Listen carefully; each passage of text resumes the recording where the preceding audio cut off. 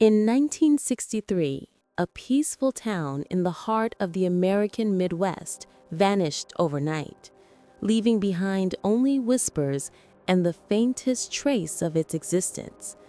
Nestled among the gently rolling hills of rural Iowa, Whispering Pines had always been the sort of town that felt untouched by the chaos of the outside world. If you asked any of the locals, they tell you it was a place where everyone knew each other's name, where the sound of children's laughter echoed through the streets, and where you could still feel the weight of history in the air. Whispering Pines had been founded in the late 1800s, a sleepy farming town that slowly grew with the times, but never lost its charm. Its town square was the heart of daily life. The old clock tower in the center of the square had chimed every hour for decades, keeping time for the residents who moved in sync with the seasons.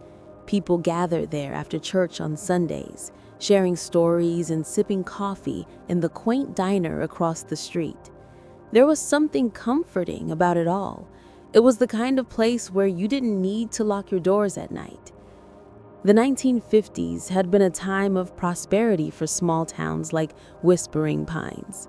The post-war boom had brought economic stability, and many of the younger generation were eager to continue their parents' legacy of farming and community service. But beneath the surface of this idyllic life, something was stirring.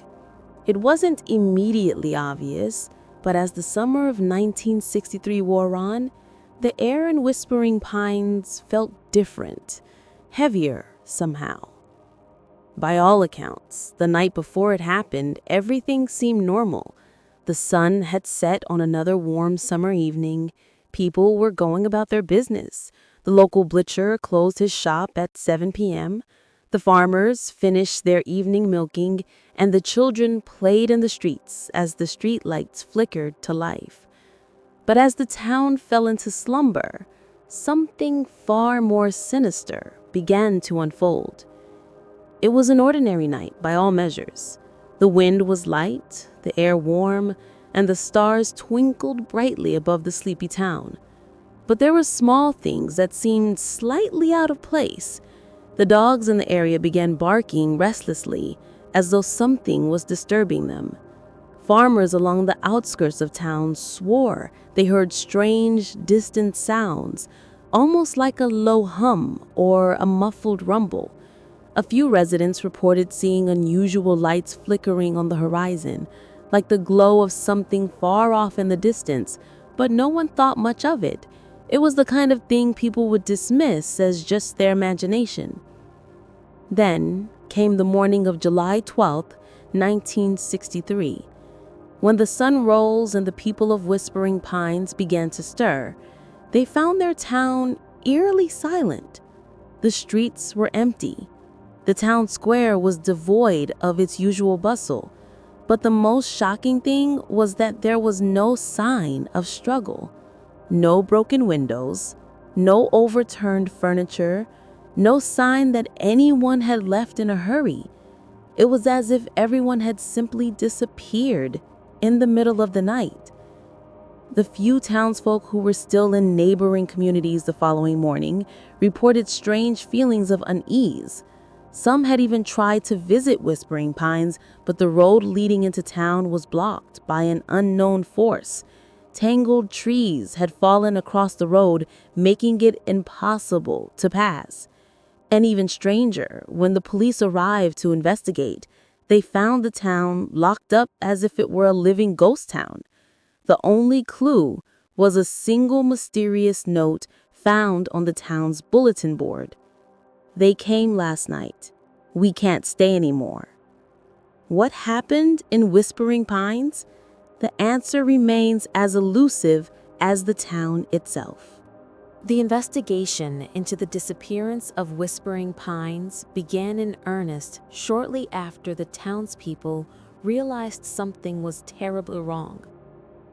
As the days passed, local law enforcement, along with state authorities, descended upon the town, hoping to uncover some explanation. But what they found was nothing short of perplexing. Sheriff Tom Phelps, who had served the town for over 20 years, was one of the first officials to arrive. He had known every corner of Whispering Pines, every face and every story. But when he stepped into the empty streets that morning, a chill ran down his spine. Nothing seemed to make sense. Where'd everyone go? He muttered to himself as he surveyed the empty town square, his boots crunching against the dust. The usual sound of children's laughter, the hum of conversation from the diner, had all vanished. It was as if the town had been emptied out in an instant. And yet there was no sign of chaos, no sign of a struggle. Sheriff Phelps immediately began canvassing the neighboring towns for information, asking if anyone had seen anything unusual the night before. What he learned would only deepen the mystery. One of the first witnesses was an elderly farmer named Frank Miller, who lived just on the outskirts of town.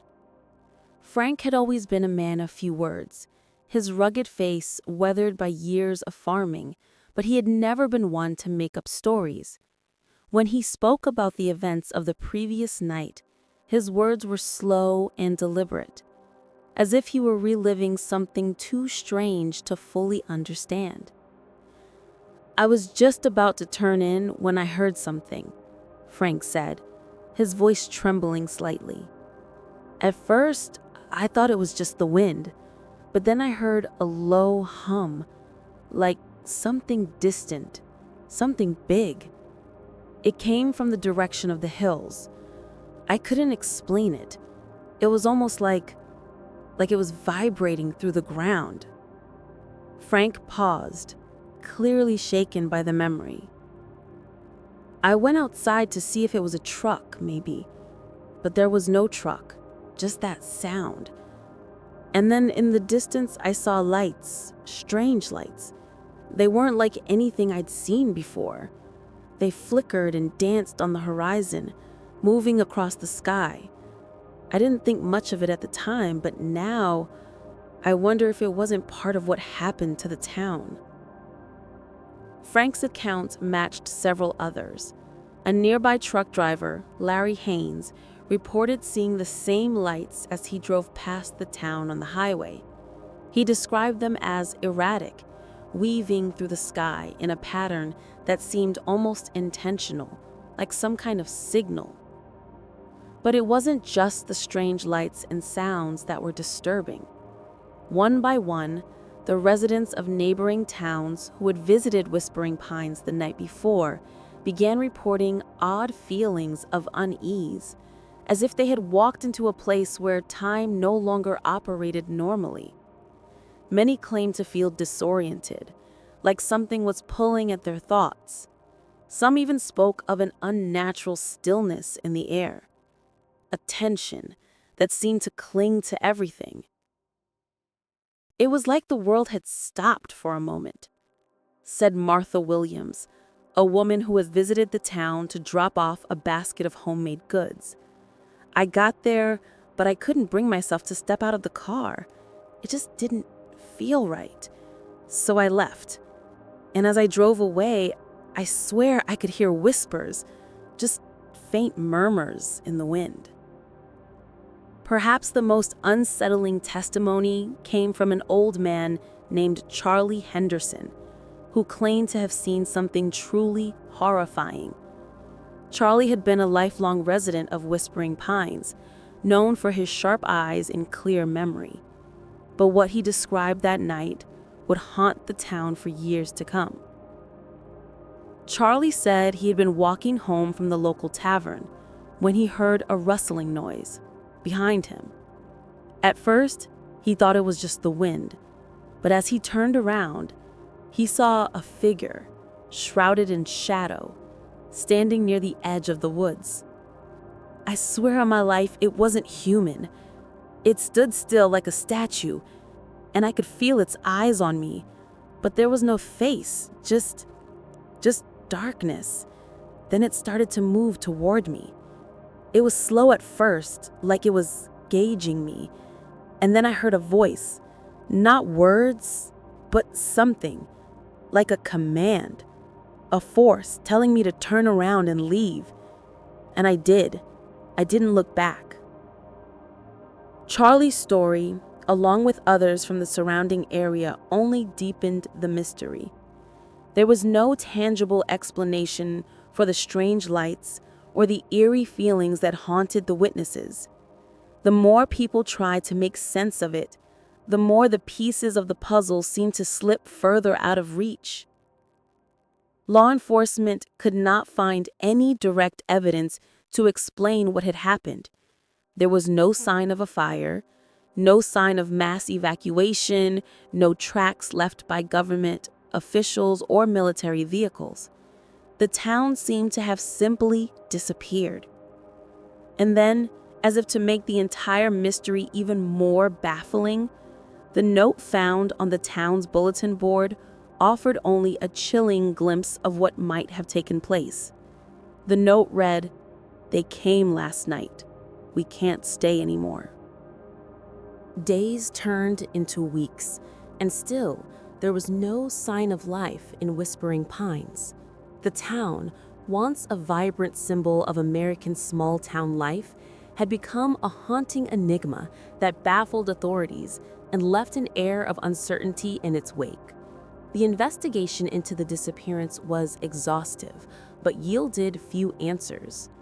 Sheriff Tom Phelps, who had spent his entire career serving the people of Whispering Pines, felt the weight of the mystery more deeply than anyone. He had always prided himself on solving cases, no matter how difficult, but this was something entirely different. There were no leads, no clues, and no solid explanation to chase. The town had simply vanished. He had a team of investigators scour the area for any signs, footprints, disturbances in the earth, or broken fences. They dug through the woods surrounding the town, combed through the abandoned houses, and even sent divers into nearby rivers to see if they could find anything that could explain the sudden and complete disappearance of an entire community. But each search proved fruitless. It was as if the land itself had swallowed the town whole. As the investigation dragged on, the theories began to take root. The most common theory among local law enforcement was that the townspeople had left in a hurry. Perhaps they had been warned about an impending flood, or maybe there had been a sudden evacuation ordered by the government. But if it was an evacuation, why had they left so quickly, without so much as a goodbye or any trace of their departure? Sheriff Phelps wasn't convinced by this theory. He had known these people for years. They weren't the type to abandon their homes without a word. They were hard-working, tight-knit folk, the kind of people who stuck together through thick and thin. The idea that they would suddenly leave everything behind didn't sit right with him. Meanwhile, the more the investigation unfolded, the more rumors began to circulate. There were whispers of something far more mysterious than a simple evacuation. Some people began to speculate that the government had been involved, perhaps conducting secret experiments or tests that led to the town's disappearance. After all, during the Cold War, strange things happened in the remote areas of the country, and government cover-ups were not uncommon. A retired Army officer named Colonel Edwin Matthews, who had served in the area years earlier, was one of the first to suggest the possibility of a covert military operation. "You don't know what they've been testing out there," he told local reporters. "It could have been some kind of chemical experiment, or worse, a radiation leak. It wouldn't be the first time the government tried to cover up something like this." Colonel Matthews' theory found a few believers, especially among the more conspiracy-minded locals, but there was no evidence to support his claims. No military personnel had been seen in the area before or after the town's disappearance, and no records were found that indicated any military activity in the region. As the days turned into weeks, another theory began to emerge that was even more unsettling than the rest. Some locals began to talk about the strange lights and hums that they had seen and heard on the night of the disappearance. Could it have been something extraterrestrial? Had the people of Whispering Pines encountered beings from another world?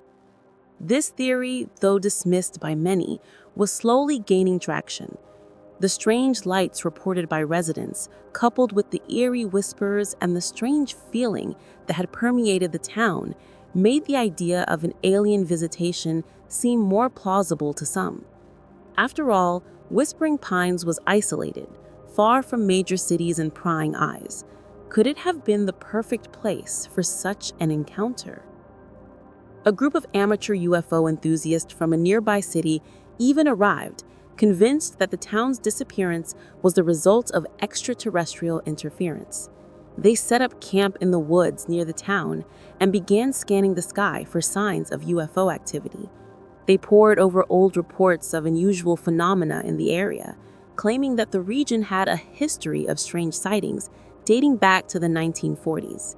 But as the investigation continued, it became clear that none of these theories were going to provide a solid answer.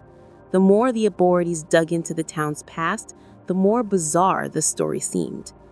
There were no new clues, no suspicious individuals, and no apparent explanation for the strange events that had unfolded.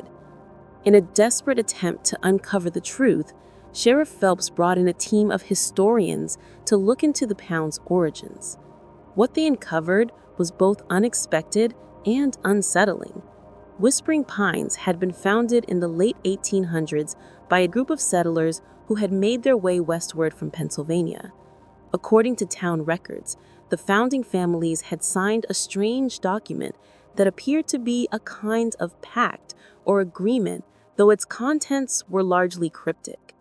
The document was kept in the town hall for decades, but no one had ever really paid attention to it. After some digging, the historians uncovered that the document referred to a deal made with the Native American tribes that once lived in the area.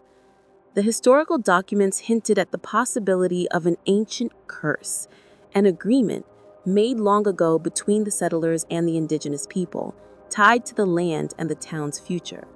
Some believe that the founding families had somehow disturbed a sacred place, provoking a force far beyond their understanding. Others speculated that the curse, which had been dormant for decades, had finally come to life, claiming the town for its own. This theory, of course, was met with skepticism, but for the first time in weeks, it seemed that there was a possibility, however far-fetched, that might explain what happened to Whispering Pines. But as the investigation grew colder, the most terrifying possibility was that no one would ever truly know the answer. Years had passed since the mysterious disappearance of Whispering Pines, and the town's legacy had become little more than a ghost story, whispered in hushed tones by those who remembered its lost charm. Yet, in 1978, something strange happened, something that would bring the unsettling mystery back into the public eye. It began with a phone call. Sheriff Tom Phelps, now a retired man living quietly in the next town over, was sitting on his porch one warm evening when the phone rang. He hadn't expected to hear from anyone in years about Whispering Pines, but the voice on the other end of the line was unmistakable. It was a man, much older now, but with a familiar tone. Elliot Sampson, a former resident of Whispering Pines, who had been just a boy when the town disappeared. "I'm the last one left, Sheriff." Elliot's voice crackled through the receiver. "I know what happened, and I need to tell you the truth." Sheriff Phelps, both stunned and skeptical, agreed to meet Elliot at a nearby diner the following day. What Elliot shared would challenge everything the town had believed about the disappearance, twisting the mystery into something darker and far more complicated than anyone could have imagined. Elliot Sampson had been just 12 years old when the town vanished. He had been playing in the woods behind his house the night it happened.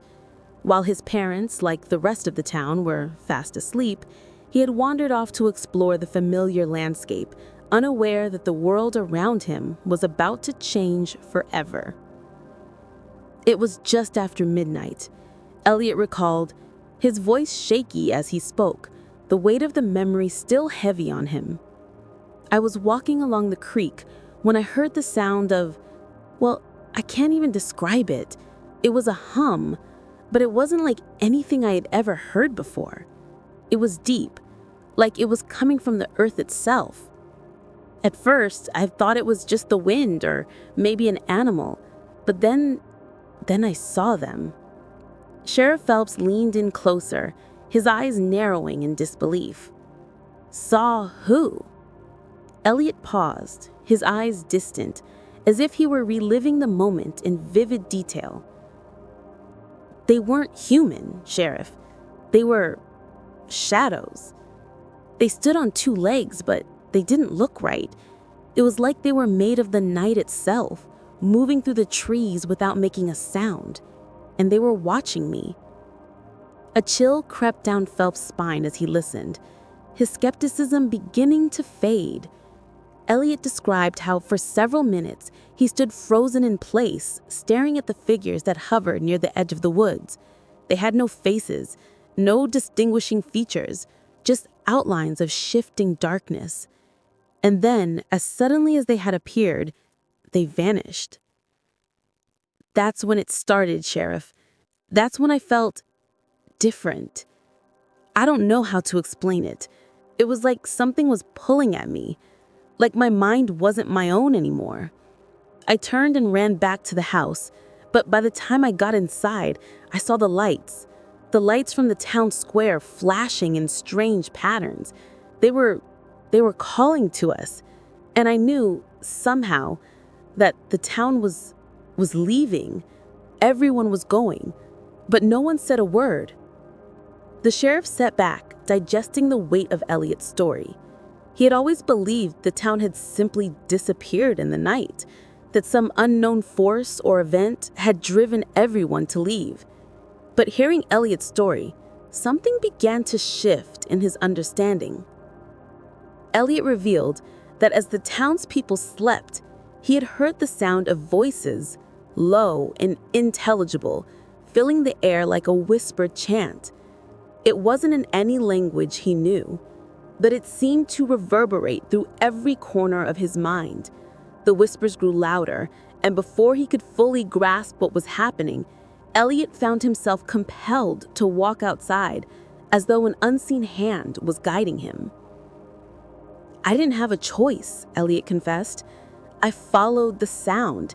I didn't want to, but I did. And when I reached the center of town, that's when I saw it. The thing standing in the middle of the square.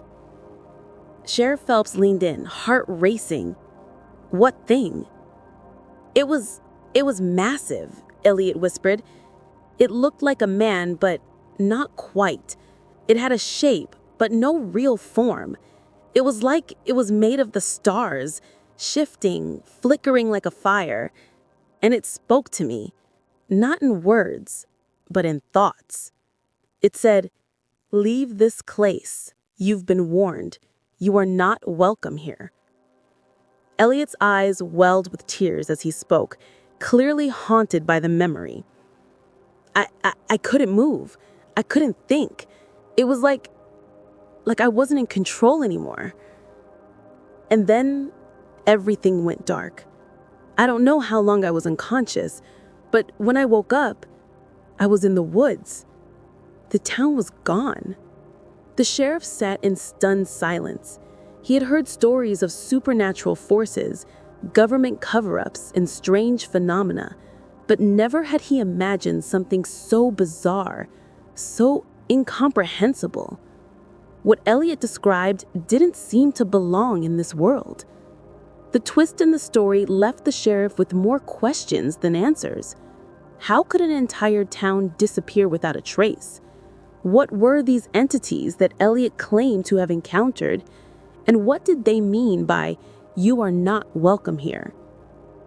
Elliot's testimony, though filled with strange and chilling details, brought the town's mystery to a whole new level of intrigue.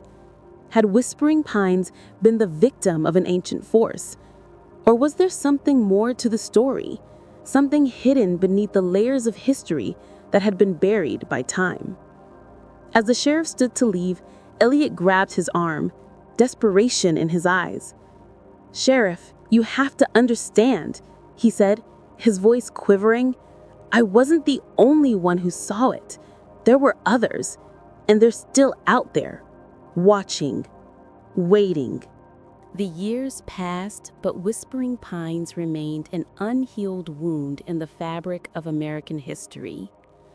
The town had faded from official records, erased from maps and memory as though it had never existed. No one could explain why it had disappeared or what had caused it, but the echoes of its haunting mystery lingered, as fresh and unnerving as they had been on the day the last resident left. Sheriff Phelps, now in his twilight years, had never fully shaken the memory of that night. He had seen many strange things in his career, but nothing had ever shaken him like the disappearance of Whispering Pines. And after meeting Elliot Sampson, the survivor who had lived to tell the tale, Phelps felt as though a final piece of the puzzle had been placed. Yet, it only left him with more questions. What had driven the town to vanish? Was it some ancient force tied to the land? A curse that had finally awakened after generations of silence? Or was it something far more sinister? A government experiment or a cover-up that had spiraled out of control? Elliot's account had painted a vivid picture of the town's final night, of strange lights, ominous whispers, and the shadowy figure that had loomed over the town like a harbinger of doom. It was a vision that no one could forget, an image that burned itself into the minds of those who heard it. But for the families who had once called Whispering Pines home, there was no closure. The disappearance had left a permanent scar on the people who had loved the town, and for those few who remained, the absence of answers was a wound that never healed. Many of the survivors, including Elliot, had spent years trying to understand what had happened, but the truth always seemed just out of reach, like a dream that slipped through your fingers the moment you tried to grasp it. For the children who had grown up in Whispering Pines, the town's legacy was something that only lived in their memories. Some, like Elliot, had tried to carry on, but the weight of the mystery seemed to follow them wherever they went. Others, however, had vanished into obscurity, unable to live with the unanswered questions that hung over their heads like a heavy cloud. And as time passed, the town faded further from public consciousness. The rest of the world moved on, but for those whose lives had been touched by the mystery, the disappearance of Whispering Pines was never truly over. It remained a haunting question, lingering like an unfinished story, waiting for someone, anyone, to uncover the truth. In the years following the incident, there were sporadic reports of people hearing strange sounds or seeing strange lights near the now abandoned site of the town. Some said they heard the voices of children laughing. Others claimed to see flickers of light dancing in the trees. But these reports were few and far between, dismissed by most as the result of overactive imaginations or the fading memories of a place long gone. But deep in his heart, Sheriff Phelps knew that there was something more to the story, something that had been buried by time and fear. The truth was out there, waiting to be uncovered, hidden in the silence of Whispering Pines. The question remains, what truly happened to the town? Was it a natural disaster that wiped out the community in an instant? Was it a government cover-up? Or did something supernatural force them to leave, taking with them a knowledge that was too dangerous to keep? And if something or someone is still out there, watching, waiting for the right moment to return, then what does that mean for the rest of us? The people of Whispering Pines may be gone, but their story is not over. The mystery of the town that vanished overnight continues to haunt the land, a riddle that time cannot erase.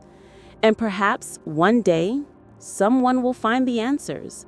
But until then, we are left with only the echoes of a town that once existed, now nothing more than a fading memory in the quiet corners of America.